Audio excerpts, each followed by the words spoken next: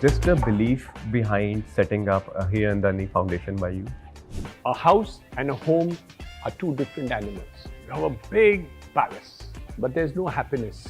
I would love to get your views on the new real estate trends, co-working, co-living, student housing. How do you see these concepts evolving over the next couple of years? You're in the right business. The co-working space, I think, will grow exponentially about 20 to 25% compounded per year for the next 5 years. What are your views on artificial intelligence and its impact on real estate and urban development? If there is anybody not using artificial intelligence in the next 2 years, he is going to be out of date.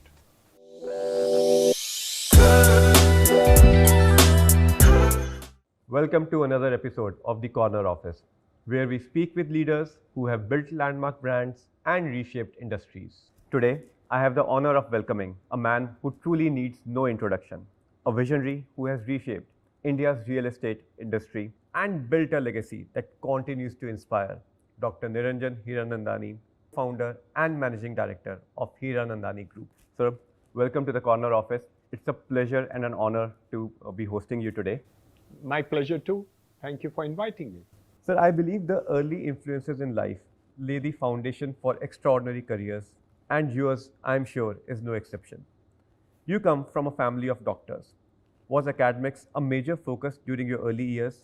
And how did that environment shape your school and college days? So, I came from a professional family, a family of a father, very eminent doctor, Padma Bhushan, ENT surgeon, was very, very, very eminent. He kind of molded my life in terms of what I am today. In the sense that he came from a poor family. My grandfather died when my father was only 5, brought up by a very poor mother, grew up as a professional life, and achieved the zenith. However, my elder brother and my father, both being doctors or studying to be doctors, my elder brother was 10 years older to me. And I found it very difficult to think of myself as a doctor. In the sense, my God, they work so hard. And I don't think I can work as hard as my father and my elder brother. So I decided to take up something else. The second choice happened to be commerce, and so I did commerce. But my father was very particular. He was disappointed that I didn't take medicine. But he was equally concerned that I should have my good academic career. And he kind of influenced me in that. So I did my BCom, stood second in the university. He and a father's close friend, Mr. Nani Palkhiwala, a very famous jurist, he persuaded me, my father and he persuaded me that I should do my chartered accountancy. I did it very reluctantly, but I cleared it. And but at the same time, after BCom, I was very clearly wanting to do the business of business. And so I became the first generation businessman in my families. So yes, the academic thing did influence me. And I was even a teacher in the Institute of Chartered Accountants for some time. Oh. So I not only professional, but also a teacher. Nice. Perfect. And so as you mentioned, you have a degree in chartered accountancy. Then you have a PhD in philosophy, which are two vastly different and very, very distinct fields, very intense as well. And then you moved into real estate. How do you see the experience across different disciplines have shaped your entrepreneurial journey? And just to give you an idea, I did my PhD when I was 68. Oh, nice. Yeah, so it's not that the PhD came early. Right. But nevertheless, I think any discipline actually teaches you a way of learning. It's not about what you learned while you were a CA or subsequent to it. I think it's a discipline that comes into you in terms of learning. Number two, I think I learned not only from the discipline of the academic part, but also from my father to continue to learn till today at 75. The idea, and that's how 68 was not too old for me to do my PhD. Right. I'll tell you a story. My father at the age of 80 told me one day that I want to go to Germany to learn a new operation. A very famous surgeon, top end of the line, did cancer work and others, great reputation, wanted to go and learn. And when I inquired from him, he was going to learn from a doctor 15 years his junior, and a doctor who had learned an operation from him 10 years before. So one thing has stuck to me, that you have to be a learner all your life. Right. And I think along with academic foresight, inquiry, the idea of being a learner all my life has stayed with me. And I think that is the biggest influence of it all. So one, learning academic disciplines do help you in a particular segment. Being a learner all your life actually has benefited me 100 times more. Right. So this is very interesting.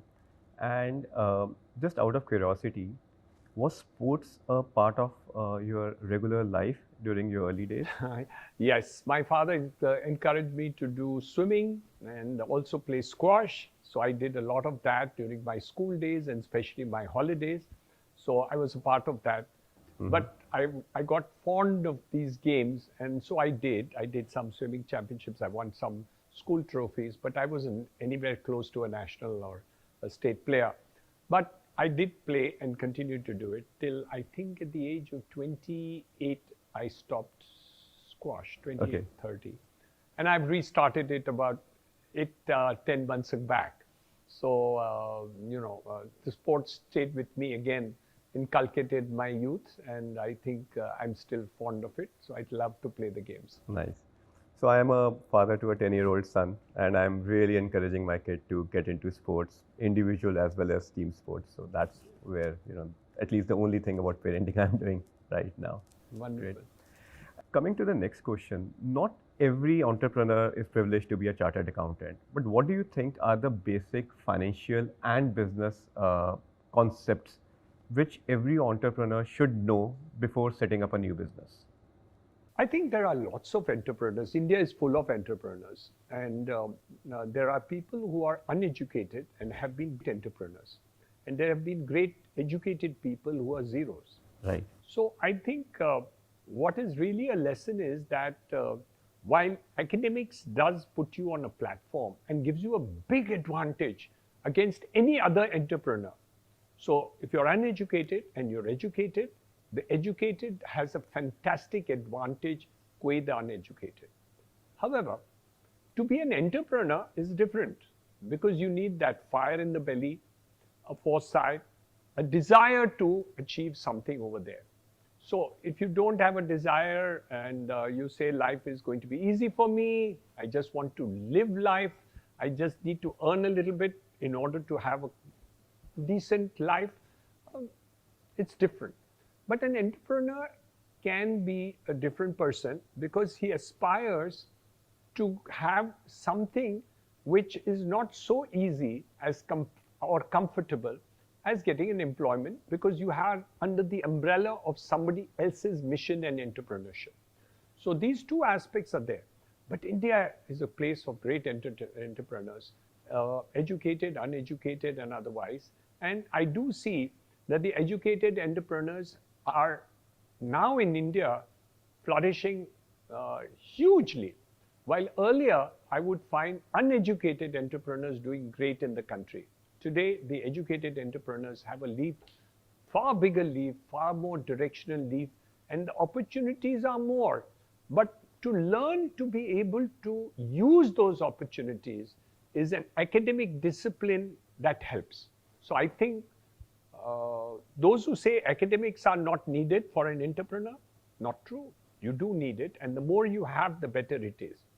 And the other part is people who have that zeal in terms of direction can pick out opportunities and really grow entrepreneurship. And I've seen uneducated people being great entrepreneurs, but they lack that continuity of growth after a certain stage. So a mix of both is really the ideal thing. Right, right. So real estate is considered as a purely transactional kind of a sector, but it thrives significantly on human connections. Was this the belief behind setting up a Hiranandani Foundation by you? Well, the group, in terms of the real estate, is often reality. Roti, kapda, makan. Yes. These are your needs of what you have. If you had dealing with these three items, there's no end. हर एक को रोटी चाहिए, हर एक को कपड़ा चाहिए, हर एक को मकान चाहिए. So that's never going to end. So whether you have a juggi jopdi or you have an antilla, घर तो चाहिए. Right. दाल रोटी खा रहे हैं या ताज में आप बुफे खा रहे हैं या you are having a great meal, खाना खाना है. So roti, kapda, makan, if you are in that business, there is no end to it. And you will always do it.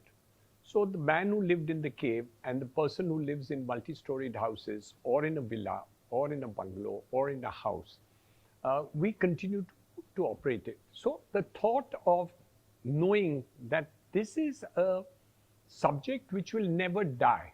Right. ये कभी end नहीं आ सकता. और कुछ भी होगा उसका अंत हो सकता है. ये business का अंत आ सकता है. But housing will not do. Of course, the type of house that you make from a single-story ground floor structure to a 90-story building is a different technology, different investments, different opportunities, but real estate is there. So that's the first and foremost point. The second is the question of how you really use these spaces of homes and other things. I'm a real estate developer. I more believe that a house and a home are two different animals. Right. आपके पास महल है. You have a big palace. But there's no happiness. It's not a home. It's a house. हमारे पास जुगी झोपड़ी है. I have a small जुगी झोपड़ी. But the family is bonded. We live together. भाई बहन साथ में रहते हैं, बाप बेटे साथ में रहते हैं, बच्चे grandchildren भी साथ रहते हैं. And they live in a जुगी झोपड़ी. But they are happy. That is a home. So a person may not have a great house, but they say, anyway, it's my job to provide all the houses I can. And I pray that all the people who buy houses from me make homes out of it. Right. वो मेरे पर नहीं है. So when people say you're making home, I laugh. Right. And I say, yes, मैं घर बनाता हूँ. But they don't realize what's the difference between a house and a home. What a great factor. And many times people say, मैं बड़े घर में जाऊँगा. So I sometimes, smile at myself and then ask them. In my mind, I don't ask them openly. I said, really? लेकिन ये घर तो है, लेकिन is it a home for you? And I think there's a huge difference in learning between the two. And I hope to God that all of us have great homes where we love each other, work with each other, grow up together, and be able to look after our parents when they live and grow old too. I think that's the home. Great. I love this philosophy, sir. And I don't say it too often because right. I'm making homes, I'm making houses. So, yeah. And people are there and some people just not making homes out of it. True. Too bad for them. True. I think that also is a very interesting cue to my next question, because now I know why a lot of different generations are resonating very well with you. At this stage of life, you have become an influencer, who is being liked by multiple generations. How does it feel to be liked by all the generations across all age groups? I really don't know. It's a very difficult question, to be honest. One of the more probably difficult questions to me. I think I care for them. I love them. And I love people of all generations. So whether they are old, my parents, or they are my siblings, or they are my children, my grandchildren, or they are my students. In my colleges in Mumbai alone, 14 colleges, I have 45,000 students. I promise you I love them all, right. And I connect with them. The point is, when you care for people, I think you come out differently. When you say I'm an influencer, actually that's not important to me. Right. what is important really is that can I give something to them when I speak to them? When I talk to students, to children, to people who are my colleagues, people who work with me in the organization, what is it that we can really create in terms of them? How can I improve the quality of their life? Sometimes you can, sometimes you can't, but you can certainly curate their minds, because the mind is everything, you know. But if you resonate with people of different ages and you care for them equally, irrespective of where or what they are, I think that gives me the connect. Right. Some people call it being an influencer, but I don't know. I don't look at it from that point of view. And that doesn't really bother me. What does concern me is that I can help people, guide people, mentor people, and I also get mentored by people. And there are times when I learn from people who are younger than me. Children teach me a lot. Children teach me that they can become happy in any circumstances with very little things. Right. While we need big things, big cars, big this, big everything in order to be happy. So ridiculous. How can you have big everything every time that you have something? It doesn't work actually in reality. But if you can be happy with what you have and with whatever circumstances are there with you, this thing. So hence, for me to connect with people who are younger, older, and other people, I don't have any difficulty in connection. The word influencers, I don't know why I'm called that. No, I agree. It's about, creating strong connects. And yes. I think that comes very naturally to you. It does. Thank you. Right. Perfect. You have always emphasized that one should focus on creating value and not just profits, right? Now, there's a thin line. How do you think young professionals or entrepreneurs approach this philosophy while they are chasing growth? In the beginning of life, you can't think of value. You think of growth. You think of income. You think of the minimum that you have. Then there is a stage where you have to learn to create value and not simply growth. I do understand if a person is living in poverty and he or she is told create value, nonsense. It doesn't make sense. उसको खाने पीने के लिए नहीं है और उसको आप value creation की बात कर रहे हो. Out of question. But if you really want to grow in life, the value part of it is extremely important. All companies, corporates who learn to create value are the ones who survive forever. Those who only grow for profits and think they can get away with only creating profits and not value, they will disappear very soon, because there's no way that you can consistently do that. So if an enterprise like Tata's, one of the best examples of creating value, is 150 years plus, it's because they have trust, ethical values, good behavior, right things to do, concern for their employees, concern for their customers, believing trust. Their growth will be perennial. They may not be the biggest. Right. They may not be the best, but they are perennial. They cannot die. They will live forever. So when you think about growth, I am for growth, irrespective of anything else, but it's not at the cost of ethical values. It is not at the cost of not creating values. So we would spend a lot of money in order to retain value proposition of a project or things in terms of it, and have ethical values and how we deal with people. And I think that is what creates a brand. So when people say, I'm creating a brand by putting advertisements, by doing this, by doing that, yes, that's wonderful. It works. And it works, but it works temporarily. Right. Brand cannot, with unethical means, but great advertisements and great publicity and great expenditure, create value over a period of time. Right. You can do it instantly. You can dole out money, spend fantastic amounts of money, and be a brand at that point of time and do whatever you want to do. But stay with it, create a value proposition, be ethical in your work and doing and all that, and you will live forever. You may have little less. You may not be the richest, you may not be the top end of the value chain in terms of whatever you're doing. But you will always be valued, and you will not only be valued by the external world that you say, but even those who are close to you, they know that you are good. That makes all difference. Mr. Ratan Tata died last year. Look at what the papers did. Did they talk about how much money he had when he died? No. Did they talk about what is he going to leave, how many hundreds of thousands of crores he is going to leave for his successor? No.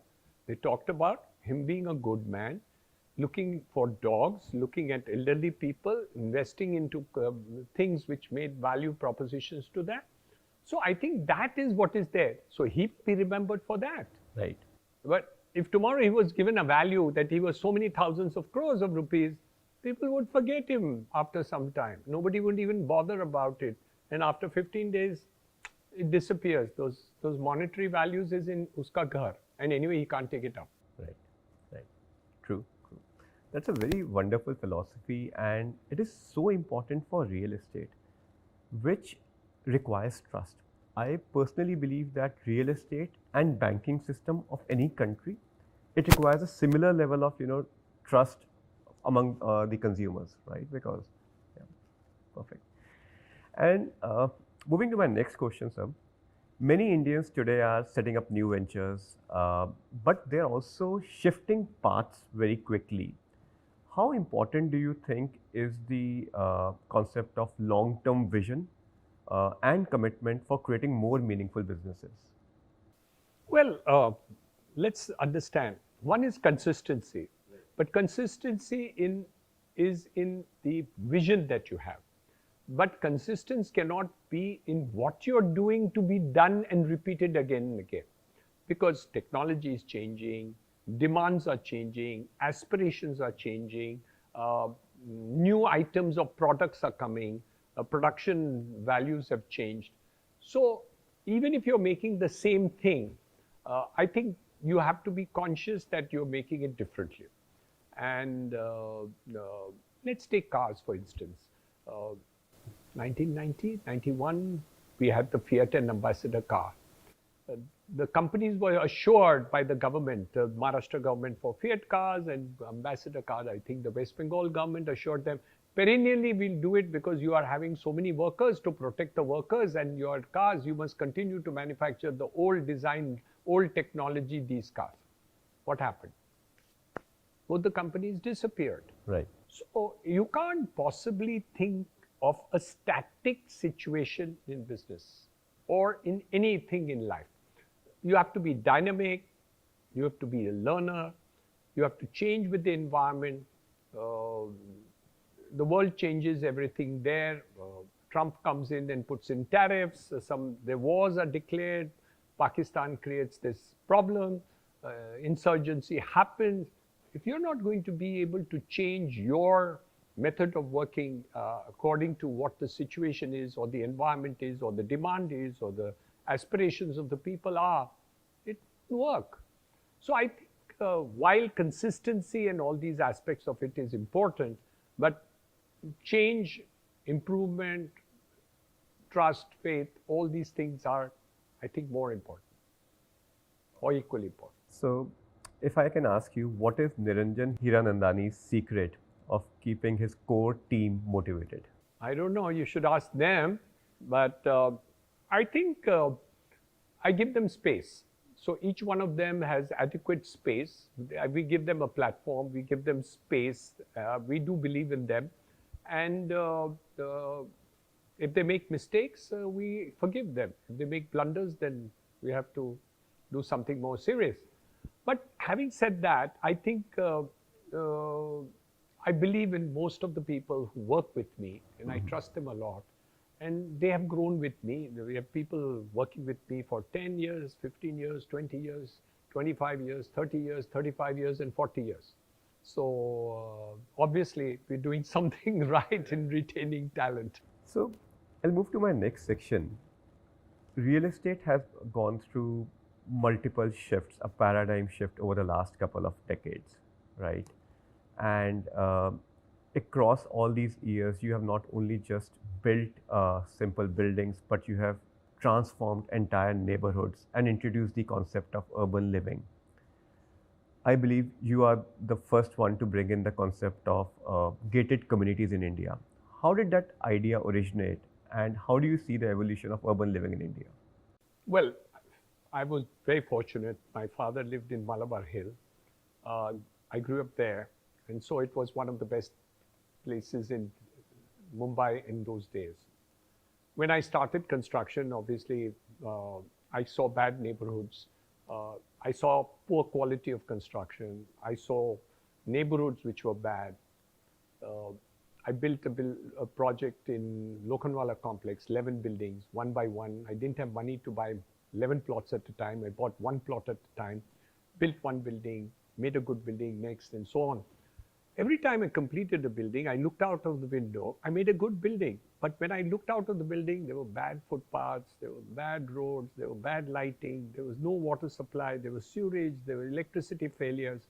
And I said, oh my God, how can the quality of life of people be here good just because I made a good building? So I realized that there, we formed an association of all the builders in Lokhandwala complex. I redid the roads, did lighting, did sewerage, water supply, and all that stuff. And I was the smallest developer in that area. But I realized that unless you didn't make something in a totality, the quality of life of the people, even if I made good buildings, would not be good. And hence, I took the opportunity of a plot in Powai, and that was starting time. It was far away from the married crowd. Nobody lived there, nobody accessed there, bad roads, access and all. But it was a large canvas, and that was all I could afford. I couldn't afford something closer to town. And I worked to see that not only that it would be good as South Bombay, but I thought it should be better than that, which was considered the best area in those days. And when we did that, so we didn't just make individual buildings which were good, but we made the roads, we made the, the gardens, the water supply, the school, the hospital, the colleges, the retail, everything was better. And suddenly we found that we made something extraordinary. I didn't think of it that way. I just thought that that should be what, I would like to live in if I stayed there. And so I also have a house there. So the main thing is that I looked at it that if I was to be a person who bought a house from Niranjan Hiranandani, how would I like that house if I was the customer, not the developer? And I always dreamt that if I can make it such that I would love it, to live there, to work there, to shop there, to be educated there, to be in a hospital there, and make one of the best hospitals in town, I would be happier. And hence, it was not like a business deal, but it was something which I was aspiring to.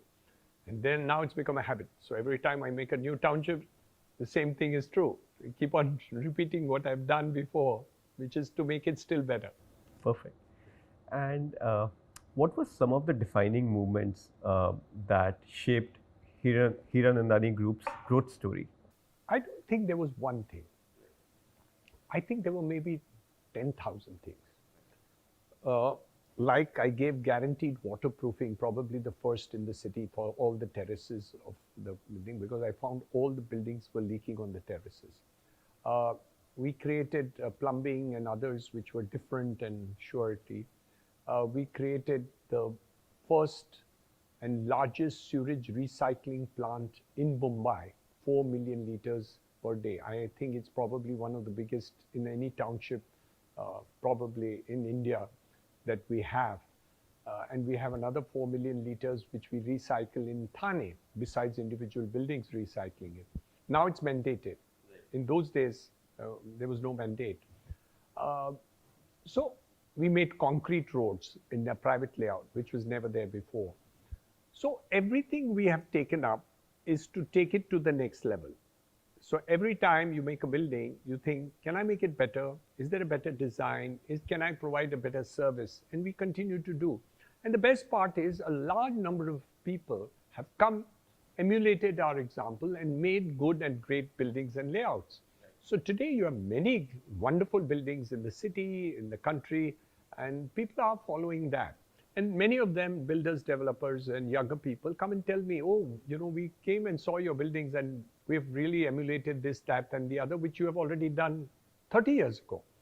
And makes me happy that we can set that good example. So there is nothing that, that I did, which was given to me by somebody, but I learned things from maybe 10,000 people to do different things better.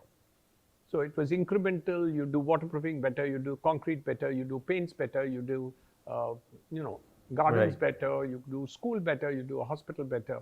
So everywhere, the idea was really, can I better it? And we still continue to do the same. I really hope more developers, more real estate providers think the same way, because this will change the whole landscape of urban living in India. Well, lots of young people, developers are doing it. Right. They may not be doing it in the size and scale we do, but certainly we do get examples, and I get many of the young developers who come up and then they say, Niranjan sir, please come and see. I want to show you something which I've created. It makes me happy, we have seen your building, but I'm telling you, sir, I've really made a building which is very nice. Will you please come and see it? And we go and see it. Right. So this is the question I really wanted to ask you. So I came to Mumbai in 2008 and stayed closer to Powai. I loved that ecosystem. I felt that micro market, that small catchment is where it's self-sufficient. I don't need to go out, maybe, for a few meetings and all. I completely loved it around. Now today, in the current real estate landscape, right, if you have to compare a parallel to what Powai once was, which micro market you think has the same potential? That's my job. Right.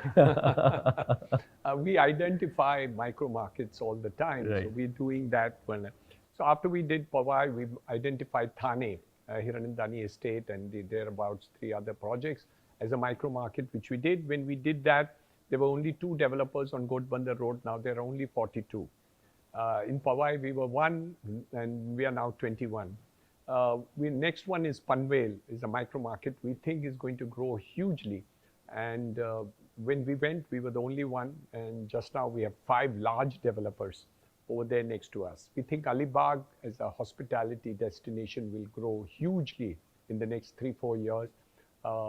What Chief Minister Devendra Fadnavis is talking about as Mumbai 3.0, the Panvel area and all those thereabouts next adjoining the airport, new airport which is coming up, is actually going to be a micro market.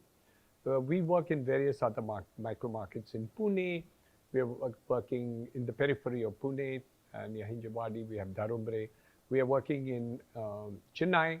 We have a huge place at Oragadam where we do mixed-use townships, including industrial parks. So we think there are several micro markets which are going to work, and plenty others also, whether in the NCR, whether in Bangalore, Hyderabad, and others, and they have been growing very, very well. Real estate will grow in the next 5 years, a compound of 15% growth annualized. 4 years ago, GDP of contribution of real estate was 7%. It's already 11-12%.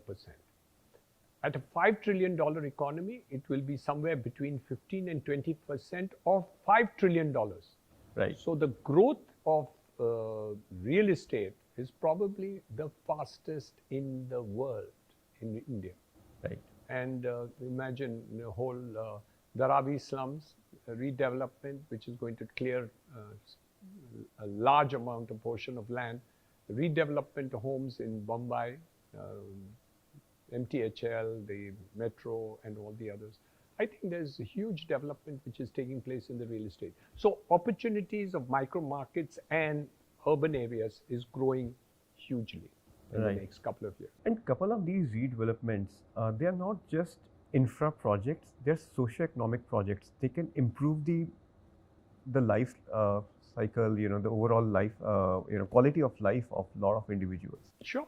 And they are. Yeah. I mean, there's no doubt about it. And there were old and dilapidated buildings in Mumbai. That's why the policy came in for the purposes of handling old and dilapidated things. And those who couldn't afford it, the government has given subsidies in terms of it. Of course, I have a grouse against the government in terms of the cost of TDR and the other FSI which they are doing, which is making Mumbai very expensive. And so people will go away to other towns and cities because you're making the cost too high. So I think somewhere government will have to correct that action by themselves in order to see that affordable housing can also be made and the cost. They did some correction during COVID where they reduce all these charges by 50%. I think they'll need to do something more longer period than just that COVID period. True. I agree with that. And so under Hiranandani Group, you do residential, retail, commercial, and all three have very distinct kind of business models. So how do you dabble across these three? And is there any specific business model which you like personally, that this is one segment, resi or retail, which I love it? No, not really. My passion is about what I do. Right. So if my I'm looking at a project which is a township, then that's my love and focus. If I'm looking at a portion where I do IT, then we just focus on that. If we're doing schools, colleges, hospitals, then we focus on that. So I love what I do, irrespective of which segment of the area it is, because what we aspire to do is to see, can I create something of excellence in that field or betterment in that than what is already done. So the excitement is the feeling that I'm doing something better than what I did yesterday. I'm not competing with you.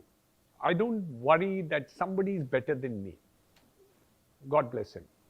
What I do is that what Niranjan did yesterday, can the Niranjan of today be better? And the Niranjan of tomorrow be still better. So as long as God gives me life, I hope that I will continue to be better than yesterday that I was. If I can achieve that, then that is all that I want.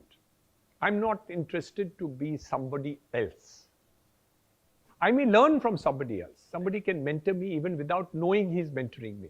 I look at him and I see, oh my God, look at the way he's handling this matter.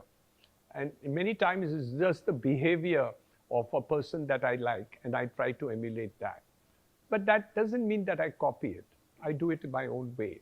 And that's what I believe is there in everything that we do. So whether it is any segment of real estate, or it is education, or it is health, or anything else, I relish it all. Right. I would love to get your views on the new real estate trends, co-working, co-living, student housing. How do you see these concepts evolving over the next couple of years? You're in the right business. Thank you. The co-working space, I think, will grow exponentially about 20 to 25% compounded per year for the next 5 years. Right. So the growth area in terms of co-working space, student housing space, elderly living space, hostel accommodation, these growth areas are going to grow superbly. Right. As far as the co-working spaces are concerned, earlier it was not possible because people like you didn't exist. So there were no professional providers of co-working space where I could get excellence delivered at the entry level. So today when you go to a co-working space, you know that you are guaranteed a certain service providing along with the real estate space. Right. And you don't have to worry about XYZ to maintain that building, take care of it, and the service provision in that. The second, which is equally important to most of the people, is the flexibility. If tomorrow I want to grow and take more space, then there is a possibility that this space can be more lucratively used. So I think, and second is that the international best practices are already moving into that area. So what is happening is multinationals are also comfortable with it. GCC is comfortable, BFSI is comfortable with using these spaces. So I think this is something where the growth story is going to be there.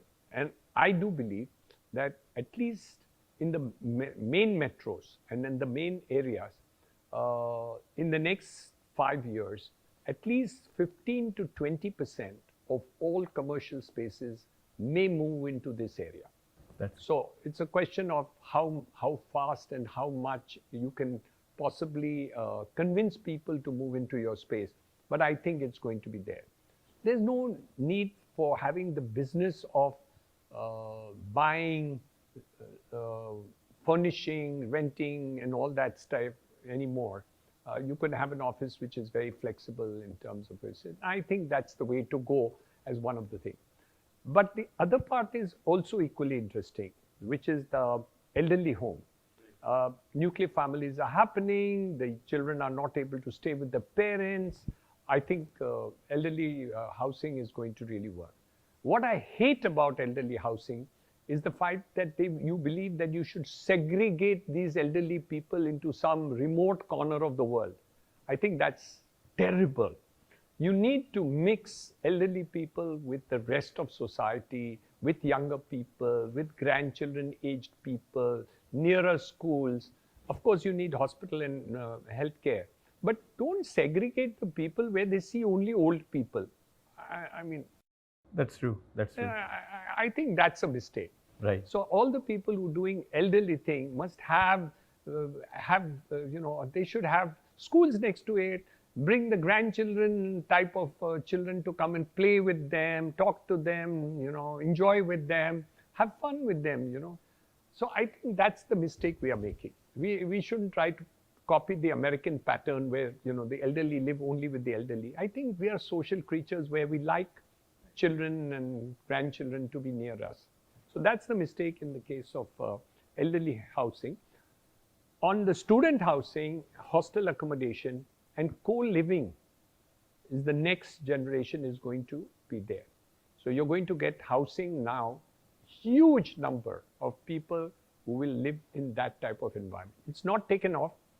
My prediction, next 5 years, you'll have big segment of co-living in terms of spaces, which will be as fast as, so maybe you can take up the business of that also, along with your office co-working. So this is very interesting, and I love your views on elderly care. I personally have looked at that business model, and I always thought there's a stigma attached to creating a separate kind of a place. I mean, the way you've explained it's a very straightforward and simple way to do it. This segregating communities and segregating older people, and it's such criminal activity. I think you need to. And I think there should be a law against it. I think it does not resonate with our society and our culture as well. No. Right? No. Right. No. Okay. Moving to my next question, what are your views on artificial intelligence and its impact on real estate and urban development? Artificial intelligence will touch every part of your life. It's nothing to do with housing. It has nothing to do with, it has to do with everything. If there is anybody not using artificial intelligence in the next 2 years, he is going to be out of date. So whether you're making a house, whether you're designing a house, whether you're constructing a house, whether you're monitoring, whether you're engineering, whether you're doing project monitoring, whether you're a lawyer, whether you're a teacher, you name the subject. My view is the whole judicial system will change because of AI. So these millions of cases lying in various courts will be sorted out by AI in the next 5 years. We'll have zero pending cases. Similarly, in every field of endeavor, AI will come. AI is a tool. It's like your phone. It's like your computer. It's like your knife. It's a tool. Now, you can use your knife to cut bread and cut vegetables, and you can use knife to kill somebody. AI is going to be fantastic. You use the AI as a positive tool, it's going to be a fabulous instrument of use. You can use AI to create fake news, you can use AI to do all wrong things also.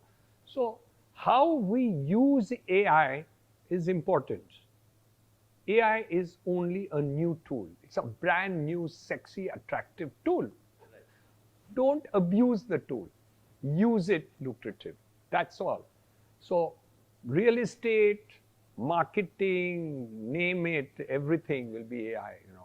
You'll be able to predict what time it will rain in Mumbai, and how much rain will come and how much flooding will take place, because AI will be a tool which will tell you all that. Yeah, the government will know what is, how to take care of it, and they will tell them, you give them a holiday, children holiday tomorrow, because your roads are going to be flooded, and it will be flooded at that time.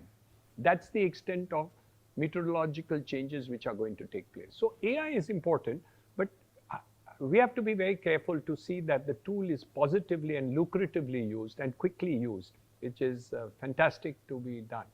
And I'm looking forward to this new tool. Perfect. And by any chance, do you dabble with any tools like ChatGPT, Perplexity? You started dabbling with it? Do I have a choice? Of course I use it.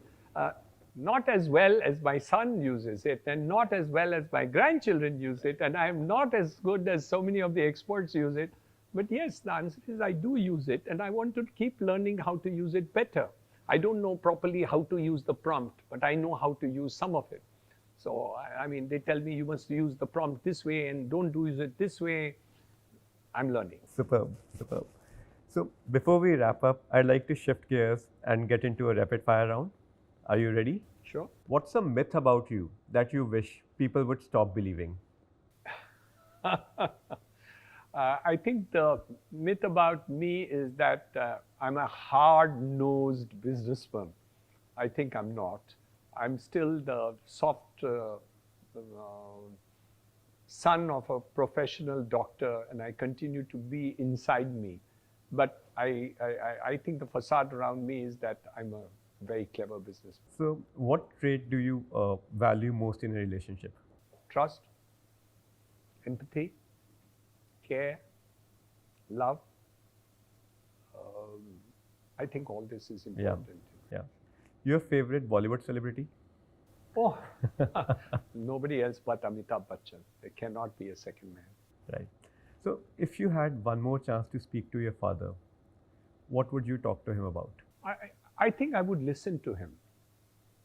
Even at the age of 80s, late 80s, 90s also, I kept learning from him. So I would be a good listener, because there was a combination of factors which really happened. And I realized that he also constantly learned, and I could learn from his experience and wisdom rather than just something. So the combination of the knowledge that we had accumulated with the wisdom that we get from them is quite different. And I was very attached to him, so there was kind of a special relationship. What's your favorite way to celebrate success? Party! I love to party. Right. So it's always fun. If real estate had a matchmaking platform for buildings, which city would Mumbai match with? Which city would Mumbai match with? I think more New York. So this brings us to an end of this exciting episode of the Corner Office. So thank you very much for your time. It's been an honor and privilege to be speaking to you and getting insights from you. Everyone from real estate fraternity and a lot of entrepreneurs are big fan of yours, and we get a lot of inspiration from you. Thank you very much. Thank you very much. I appreciate the conversation. Thank you. Thanks for tuning in to the Corner Office. Stay tuned for more episodes featuring the who's who of corporate India. I am your host, Sumit Lakhani.